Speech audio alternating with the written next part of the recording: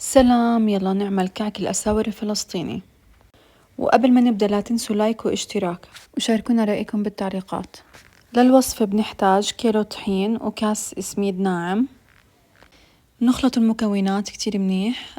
طبعا سبب تسمية كعك الأساور بهذا الاسم هو انه بيشبه شكله الإسوارة، وهو من الحلويات التقليدية المعروفة عنا بفلسطين.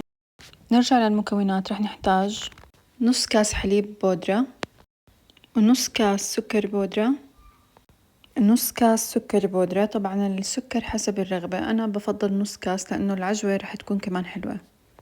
بنضيف معلقتين كبار حبة البركة، ومعلقتين كبار سمسم محمص، ومعلقة صغيرة محلب مطحون، وربع معلقة مستكة. المستكة بالعادة بتيجي غير مطحونة، انتو بتطحنوها وبتضيفوها. وهلأ بنخلط المكونات كتير منيح. بنضيف 3/4 كاس زيت زيتون، وهو مكون أساسي ما بنقدر نستبدله بأي زيت، وكاس وربع سمنة، ونضيف معلقة صغيرة خميرة فورية. وهلأ بإيدنا رح نخلط المكونات بهذا الشكل، ما بدنا إياها كأنها عجينة عادية. ونضيف مية اليانسون حسب الحاجة، تقريبا أنا احتجت هون كاسة وربع. برجع لنوع الطحين اللي استخدمته كمان. الخطوة الثانية نبس العجين مع بعض بهذا الشكل. رح نستمر إنه نضلنا نبسها ونخليها ترتاح لمدة 10 دقايق، ونرجع نبسها لحد ما يعطينا هذا الشكل، تكون العجينة متماسكة وتتشكل بإيدنا مثل هيك. وهلأ للحشوة رح نحتاج كيلو عجوة تمر، ومعلقة كبيرة سمنة، وربع معلقة جوز الطيب، وينسون وشومر مطحون تقريبا معلقة كبيرة، ومعلقة كبيرة قرفة للنكهة، هاي بتقدروا تستغنوا عنها. وهيك بنكور عجوة التمر على هذا الشكل. بكون عندنا كمان العجينة على نفس الشكل بس بحجم أكبر شوي.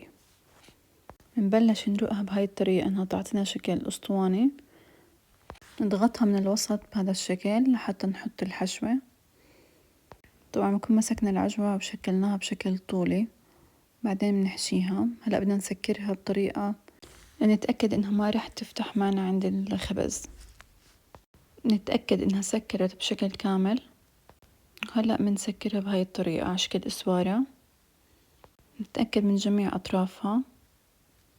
هيك صارت عنا جاهزة الحبة. بنجهز صينية للخبز، بنحطها بالفرن، بس تحمر عنا من تحت بنشيلها، بنشغل الفرن من فوق وبنحمرها. وهيك كعكاتنا صاروا جاهزين. ما أقولكم الطعم كتير بشهي. في حبات كانوا عندي كتير محمرين لأنهم كانوا كتير قراب على النار من فوق، فأنتوا حاولوا تبعدوهم شوي. بس مع هيك طلعوا كتير زاكيين. صحتين وعافية. سلام.